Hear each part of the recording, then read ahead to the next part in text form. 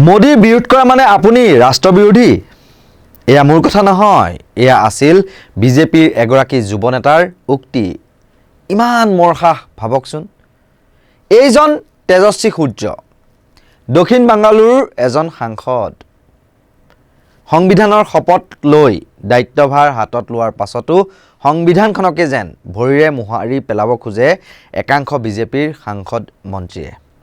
এটা কথা আপুনি স্পষ্টকৈ কওকচোন মোদী মানে দেশ নেকি মোদী মানে ভাৰত নেকি তেন্তে কি চৰ্তত তেজস্বীয়ে ক'লে যে মোদীৰ লগত থকা মানে ভাৰতৰ লগত থকা বা মোদী বিৰোধী হলে দেশদ্ৰোহী বা দেশ বিৰোধী But this election is a test of the common Indian's patriotism. And if you are with Modi, you are with India. If you are not with Modi, you are anti-India. That's it.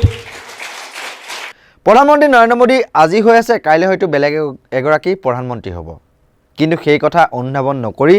BJP নেতা মন্ত্ৰীয়ে কয় যে এই নিৰ্বাচনেই নিৰ্ধাৰণ কৰিব কোনসকল দেশপ্ৰেমী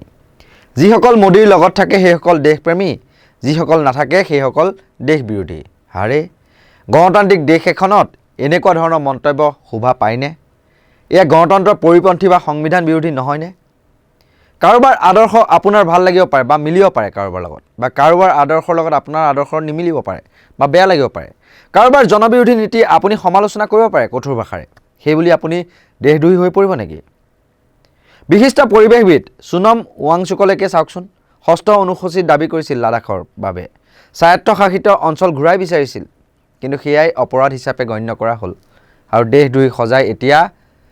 মানে কাৰাৰুদ্ধ কৰি ৰখা হৈছে সোনম ৱাংচুকক ভাবি চাওকচোন আপুনি সঁচা কথা ক'লেই আপোনাক দেশদ্ৰোহী সজাই বাকৰুদ্ধ কৰি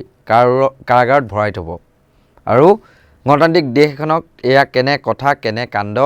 হ'ব পাৰে